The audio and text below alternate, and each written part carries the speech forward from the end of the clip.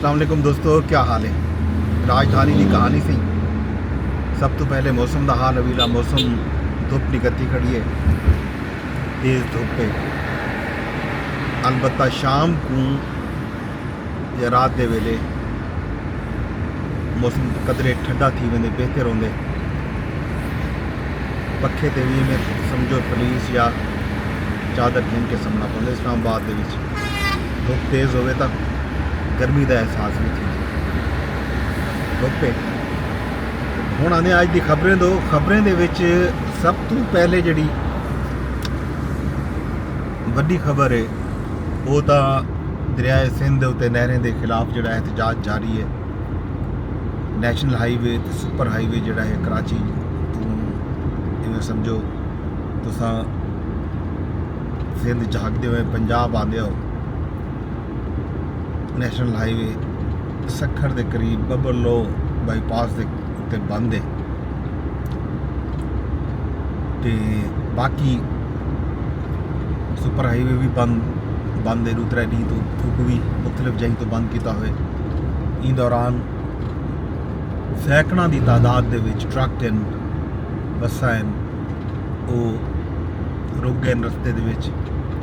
लोग जड़ा है जाहिर है मुतबादल रस्ते इख्तियार करने पैन पंजाब आने वास्ते, मुल्क के दूजे हिस्से वजन वास्ते। ट्रेन सर्विस तो बहाल है, एक अदनी विचों ट्रेन रोकी कुछ देर वास्ते, लेकिन ट्रेन चलती पई है। अलबत्ता जिहड़े मुसाफिर हैं वो परेशान हैं। मुसाफिर तो वत भी अपना सफ़र जारी रख सकते हैं, जिथा धरना है उतो पैदल अगों वाल 20 सवारी गिन के आ पहुँच सकते पैन, आते पैन, वेंदे पैन। अलबत्ता माल बरदार ट्रक जिहड़े हैं वो फसे खड़े हैं। उन्होंने कल मीडिया के उत्ते खबर आंदियां पियां, रात भी रिटन कि बहुत सारे ट्रकों के उत्ते जिहड़ा है सब्जियां, फ्रूट ते इहो जिहा आइटम लगे हुए हैं जिहड़े खराब थी वाले हैं,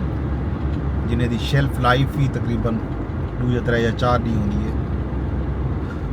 उन्होंने ड्राइवरों ने मुतालबा किए हुकूमत को कि हुकूमत जिहड़ा है एहतजाजी मुजाहिरीन के जिहड़े मुतालबात हैं वो तस्लीम करे, रस्ते खुलन तां जो लोगों को सुख का साह मिले। दूजी तरफों कौम परस्त ते वकला जिहड़े हैं ये जिहड़ा बबर लो ते धरना जिहड़ा है ये वकला की तरफों है। सिंध के वकला जिहड़े हैं वो निकत्थे हुए हैं, उन्होंने इत्था धरना दिता है। उन्होंने ख्याल ये है कि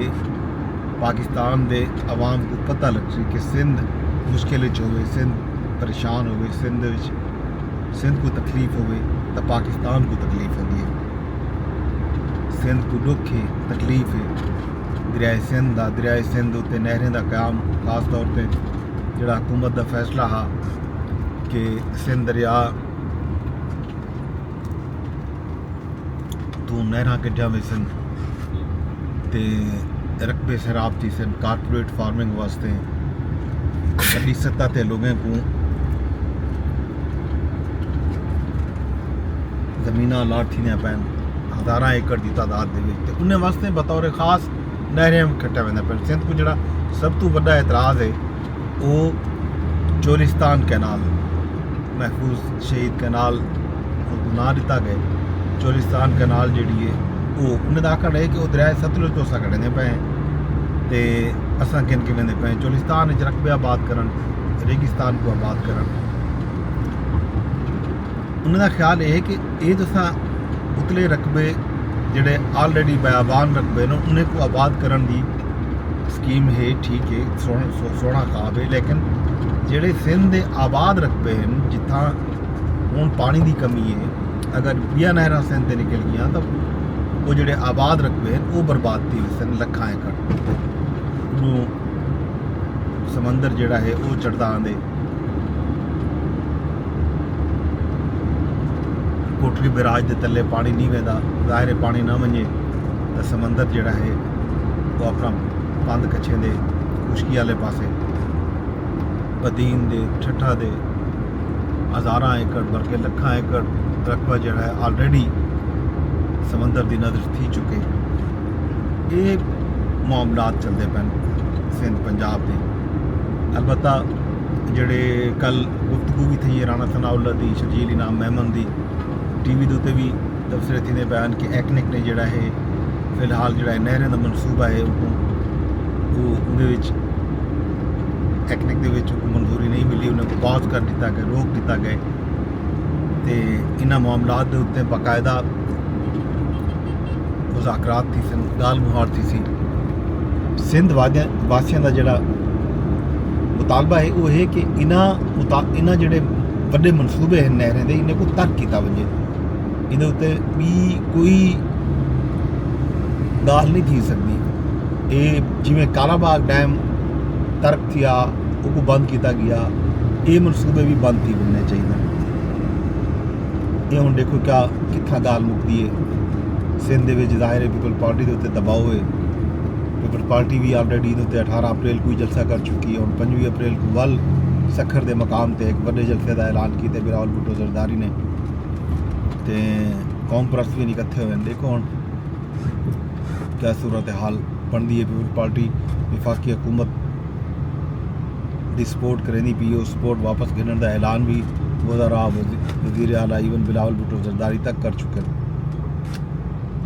ਇਹ ਮਾਮਲਾ ਚੱਲਦਾ ਪਿਆ ਦੂਜਾ ਖੈਬਰ ਪਖਤੂਨਖਵਾ ਦੇ ਵਿੱਚ ਜਿਹੜਾ ਮੁੱਦਾ ਚੱਲਦਾ ਪਿਆ ਉਹ ਚੱਲਦਾ ਪਿਆ ਆਪਣਾ ਮਾਈਨਸ ਐਂਡ ਮਿਨਰਲ ਬਿੱਲ ਦਾ ਉਹ ਹਾਲੇ ਤੱਕ ਅਸੈਂਬਲੀ ਦੇ ਵਿੱਚ ਉਹ ਪਾਸ ਨਹੀਂ ਹੋ ਸਕਿਆ ਸਿੰਧ ਦੇ ਵਿੱਚ ਜਿਹੜਾ ਸਭ ਪੰਜਾਬ ਦਾ ਹੁਣ ਜਿਹੜਾ ਮਾਮਲਾ ਹੈ ਪੰਜਾਬ ਦੇ ਵਿੱਚ ਕਿਸਾਨੇ ਦਾ ਇੱਕ ਬਹੁਤ ਵੱਡਾ ਇਸ਼ੂ ਹੈ ਕਿਸਾਨ ਗੰਦਮ ਕਾਸ਼ਤ ਕੀਤੀ ਹੈ ਕਣਕ ਕਾਸ਼ਤ ਕੀਤੀ ਹੈ ਕਣਕ ਦੇ ਰੇਟ ਨਹੀਂ ਮਿਲਦੇ ਕਿਸਾਨ ਨੂੰ ਇੰਜ ਵੇਲੇ ਮੁxtਲਿਫ ਸ਼ਹਿਰਾਂ ਦੇ ਵਿੱਚ ਜਿਹੜਾ ਕਣਕ ਦਾ ਰੇਟ ਹੈ 2000 तो भी घट है कुछ मुतालबे हैं कि 4000 रेट किया वजे 2 साल पहले 3 साल पहले 3900 रुपए या 4000 रुपए मन गंदम सरकार ने मुल की दी काश्तकारें कने तो हुण वह गंदम जी है वो काश्तकार 1800 2000 रुपए फी मन उत्ते देवन ते मजबूर है इतना ये पंजाब का काश्तकार जोड़ा है परेशान है बलूचिस्तान दे विच अभी एक तहरीक मूवमेंट चलती पी है सियासी है मिसिंग पर्सन भी है उत्था ये मसला है पाकिस्तान दे विच ये मामला चलते पैन तो अज अडियाला जेल की जी कहानी है अडियाला जेल दे विच अज खान साहब नाल वल मुलाकात दी बाहर है लिस्ट गई पी है अडियाला जेल हुकाम दे कोलों खान साहब के जोड़े रिश्तेदार हैं दोस्त हैं उन्होंने हमशीर गान हैं अलीमा खान उस्मा खान नौरीन खान तो उन्होंने देखो अज मुलाकात थी सकती है नहीं थी सकती पिछले कई दिहां तो उन्होंने मुलाकात नहीं थी सकी बावजूद कोशिश दे बावजूद अदालती अहकामात दे